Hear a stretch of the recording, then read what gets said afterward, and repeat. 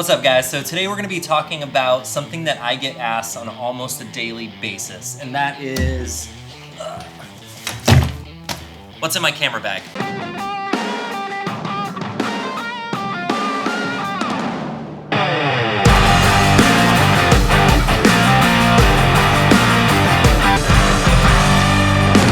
Alright, so before we actually get started and open it up and show you what I use on a daily basis, I just wanted to say that this is very custom to me and what I tend to shoot. I shoot a lot of portraits on location and in studio. I also do a lot of product and food photography. This kit is made specifically for those needs. Now, if I'm going to go shoot landscape, I bring different gear. If I'm going to go shoot an event, it's different gear. All right, so one more thing before we actually dive right in here. I've noticed when looking around YouTube and you look at some of the gear that some of the people are reviewing, that they're all shooting with crazy high-end stuff all the time. And I think it's a little intimidating for people that are looking for gear recommendations and looking for what camera to buy, what lenses to buy. Add some of this gear up and notice that it's costing $60,000, $70,000 to build out a camera package for yourself. And it's really not the truth. Like, I shoot 4 to 5 days a week. I've been shooting professionally for 15 years. And this is the gear that I use every day to make images like this. Beautiful quality images. You don't really need the highest end gear to make these images. 99% of what you're gonna make comes down to your vision, your knowledge, and your skill on how to light things and how to compose images. Anyways, let's dive right in. I am a Sony man. I love shooting with Sony cameras. They're small, they're compact, they have a great dynamic range, great quality images, they're easy to use, you can travel with them. I love them. I'm just currently shooting with a Sony a7R II. There's actually an a7R III and an a7R IV that just got released. I'm happy with my a7R II. It's doing the job. It's a fantastic camera for what I need. All right, so let's talk about lenses. Like I said before, gear doesn't matter so much, and we're not really talking about specific brands or specific lenses here, or even specific lights that I'm gonna talk to you about. I just wanted to share with you the different kinds of lenses and focal lengths that I bring out with me on most of my jobs that tend to cover a huge range of photography, and the lights that I bring that tend to be very flexible and very light for me. So when I go out and shoot, I can be mobile and make the shoot move along faster. These aren't my favorite brands. They aren't my favorite lenses. They're what gets the job done. So yeah, let's dive right into it. First up is a Sony 28mm lens. This is about as wide as I go with lenses. And the reason being is I'm not an architectural photographer, I'm a portrait photographer.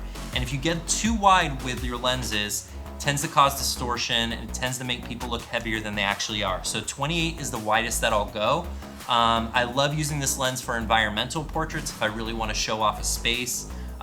Group portraits, it's a fantastic lens for. Great lens, love it. Next up is a 50mm, also known as a Nifty 50.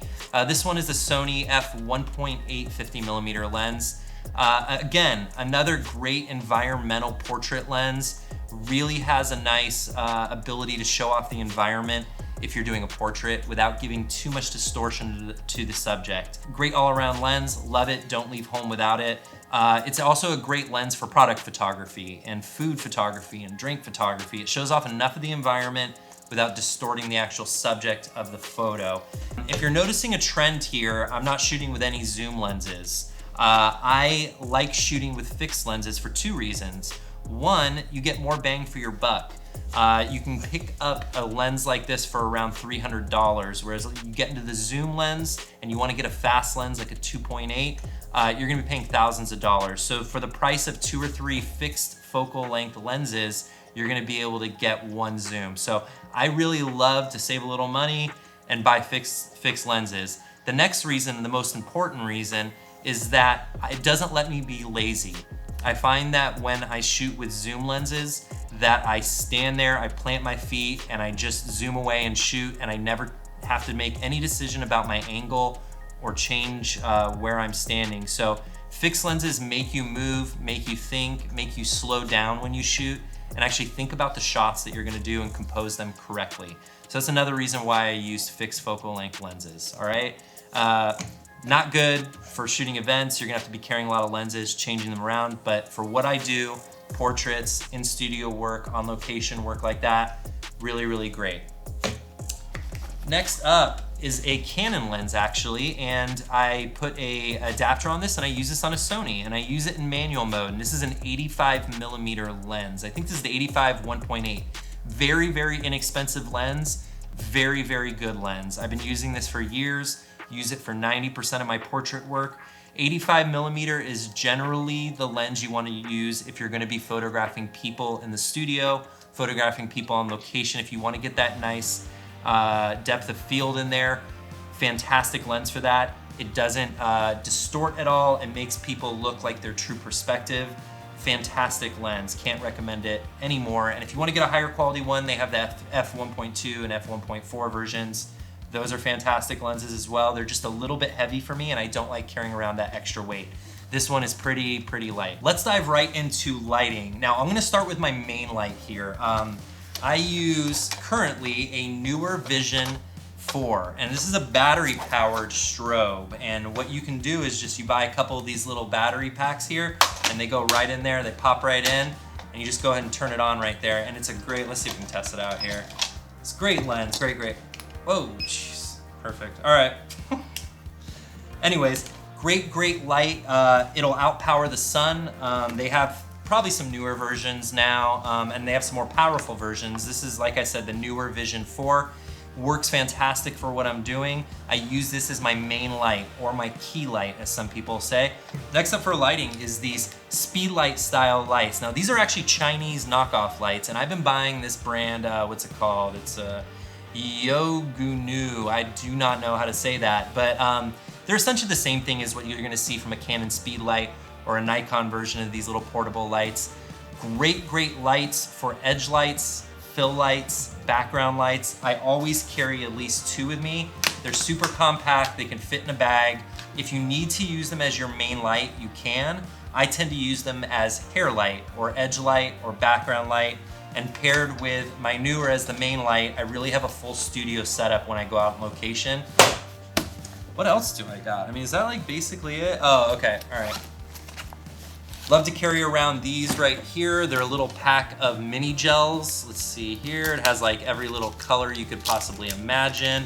What we do with these is I like to just keep these in here, and you can throw these in the top of your speed lights here.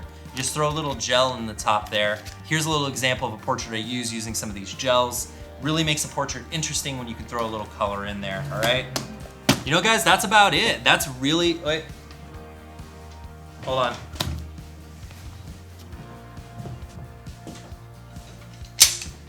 These are Matthews light stands, and what they really fold down, they fold up to about 6 feet, I believe. And I really like these. And the reason I like these is because I can actually throw these right in the side of my bag right here. So throw these right on the side, you hook it into the straps on your thing, it sits right there. You can go ahead and take 2 of them with you, throw another umbrella in here, and you're good to go. They're really compact. They have a really low footprint, so if you're in a tight space and doing a portrait in a tight office space or a tight location, these really work well. They're very light. I've had these for almost 8 years, never had a problem with them. Highly recommend you get those. So I hope this helps some of you out. I think the big takeaway from this video is that you don't need the most expensive or the newest gear. All right, guys, well, thanks for watching. I hope you have an amazing day, and go take some nice photos, and I will talk to you later. Bye.